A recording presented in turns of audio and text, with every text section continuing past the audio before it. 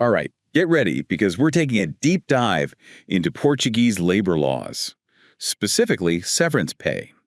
It's a bit of a wild ride with lots of twists and turns depending on when someone was hired. Oh, yeah. We're talking about different ways to calculate it depending on when someone started working and the different types of dismissals, notice periods, the whole thing. It's definitely a lot to unpack. You bet.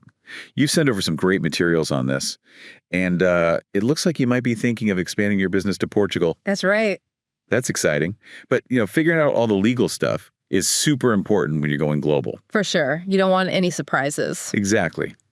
So today, let's break down how severance pay actually works in Portugal so you can avoid any problems and feel confident about building your team there. Sounds good to me. You've hit the nail on the head. Thanks. I mean, navigating labor laws in a new country can be tricky. Like walking through a maze. Yeah, exactly. But that's where we come in. Today, we'll simplify things, giving you a clear picture of what to expect and how to stay on the right side of the law in Portugal. Perfect. So let's start with the basics. How does Portugal categorize the different ways employment can end? Well, in Portugal, they have two main types of dismissal. Dismissal for misconduct, kind of like getting fired for a reason. Okay. And what they call ordinary dismissal. So ordinary dismissal basically means there's no fault on the employee's side. You got it. It could be because of restructuring or downsizing or any other economic reason. It's not about the employee's performance at all. Gotcha. And this is important because it affects how severance pay is calculated, right? Absolutely. It's the first step to make sure things are done correctly and that the employee gets the right severance pay. Makes sense. So let's say a company needs to let someone go. What about notice periods? Are those a big deal in Portugal? Big time. Portugal has mandatory notice periods, and how long they are actually depends on how long the employee has been with the company. Oh, interesting. The longer someone's been there, the longer the notice period they get. So how long are we talking? Like, what's the range? Well, it starts at 15 days for employees who've worked less than a year, and it goes all the way up to 75 days for those who've been with the company for over 10 years. Wow, 75 days. That's over 2 months' notice. That's a lot. It is. Portugal really focuses on protecting employee rights. Now, you said earlier that calculating severance pay in Portugal can be complicated. Something about different ways to calculate it based on when someone was hired. You're right. Portuguese law has changed over time, and those changes have led to different severance pay calculations depending on when an employee started working. Okay, I'm ready to learn. What are the different scenarios? Okay, let's say we have 3 employees, Maria, João, and Sofia. Maria started working before October 31st, 2012. For her, the calculation is simple. 1 month's salary for every year she worked at the company. Okay, that makes sense. So if she worked there for 5 years, she'd get 5 months' salary as severance. Then there's João. He started working between November 2012 and September 30th, 2013. His calculation is a little different. He gets 20 days worth of wages for each year he's been with the company. Okay, so it's based on days instead of a full month's salary. What about Sophia? When did she start? Sophia's the newest. She started in October 2013. Hers is the most unique. It's a 2-tiered system. She gets 18 days worth of wages for each of her first 3 years of service, and then 12 days wages for each year after that. Let me get this straight. If Sophia worked at the company for, say, 5 years, she'd get 18 days pay for each of her first 3 years, which would be 54 days. Then for the remaining 2 years, she'd get 12 days pay per year, which adds another 24 days. So that's a total of 78 days worth of wages. That's it. You got it. And just so you know, there's a cap on severance pay in Portugal. No matter how long someone's been with the company, it's capped at 240 times the national minimum monthly wage. Now, that's interesting. It sounds like they're trying to find a balance between protecting employees and also recognizing that businesses need to, operate within certain limits. You're right. It's about finding a balance where both employees and employers feel like the system is fair. Now, let's change gears a little bit and talk about what happens if an employee feels they were unfairly dismissed. What options do they have in Portugal? Well, in Portugal, employees have strong legal protections. I see. And if they think their dismissal was unfair, they can challenge it in labor courts. So it's not just a case of the employer saying you're fired and that's it. Yeah. Employees have a way to fight back if they feel they've been treated unfairly. Right. And if the labor court decides that the dismissal was unfair, there can be serious consequences for the employer. Okay, what kind of consequences are we talking about here? The employer might have to pay way more severance than they first calculated. maybe 15 to 45 days of wages for each year of service, with a minimum of 3 months worth of wages. Wow, that's a big difference. So there's a real incentive for employers to make sure they're handling things properly and treating their employees fairly. Yeah, definitely. But it gets even more interesting. Sometimes the court might even order the employer to give the employee their job back. Really? So even if the employer doesn't want the employee back, the court can force them to rehire them. That's a pretty strong statement about protecting worker rights. It is, but there is one exception. If the employer can show that giving the employee their job back would hurt the company, they might be able to refuse. So there's a possible way out of that situation for employers. Yeah. But I bet there's a catch. You're right.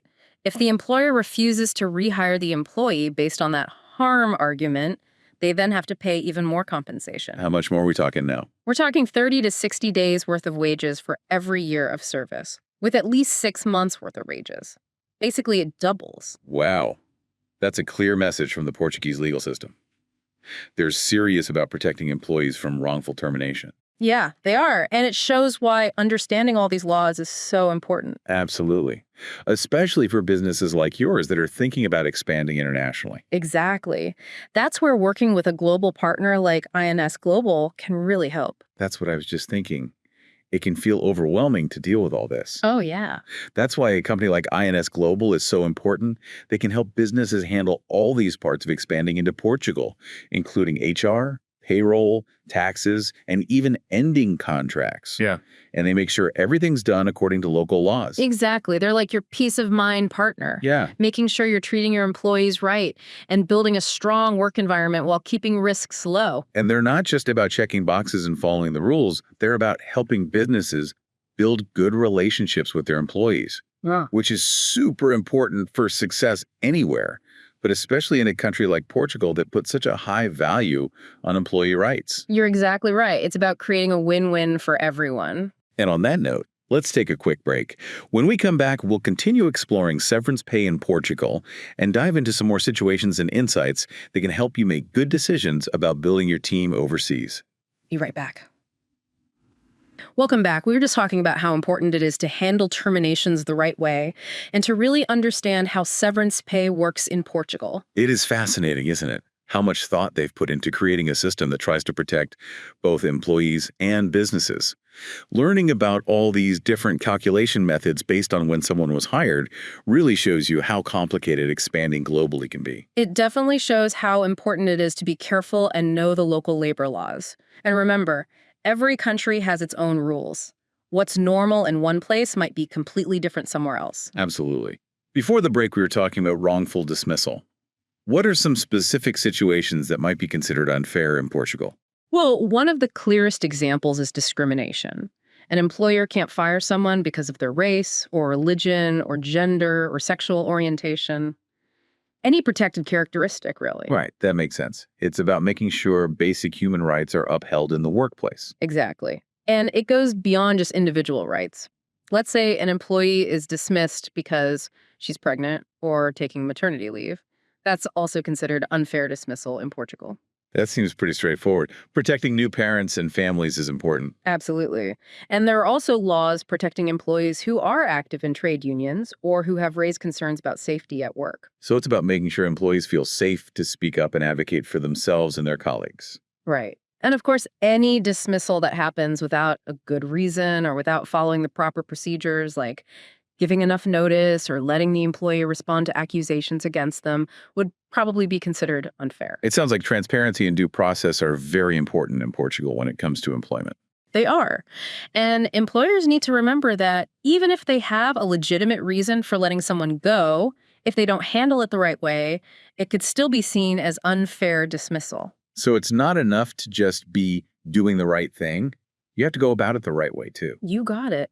And that's another reason why having expert guidance, like what INS Global offers, can be so helpful. They can help businesses navigate all those procedural details and make sure everything is done by the book. It's like having a safety net to make sure you don't trip up on any of those procedural details. That's a great way to think about it. They can also provide training and resources to help companies understand Portuguese labor laws and best practices, which can really help prevent problems from happening in the first place. Being proactive and informed is always better than having to fix things later. Exactly. An ounce of prevention is worth a pound of cure.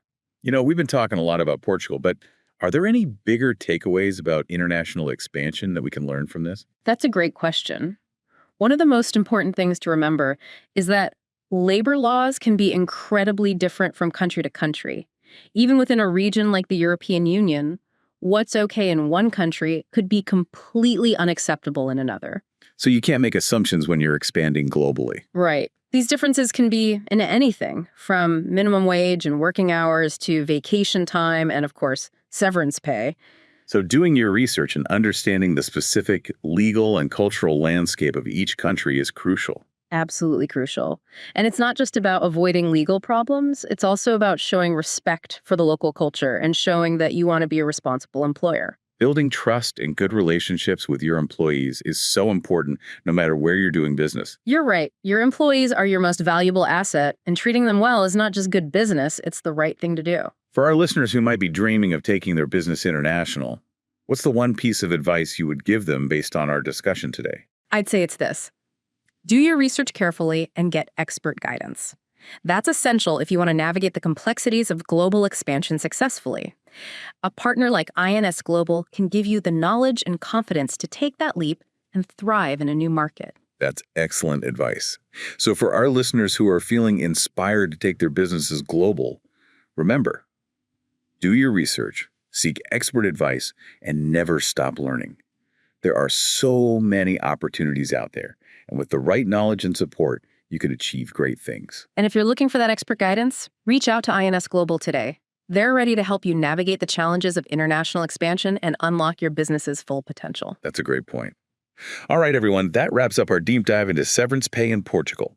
We hope you've learned some valuable insights that will help guide your global business adventures. Contact INS Global today and tell us about your expansion project. Until next time, keep exploring, keep learning, and keep diving deep.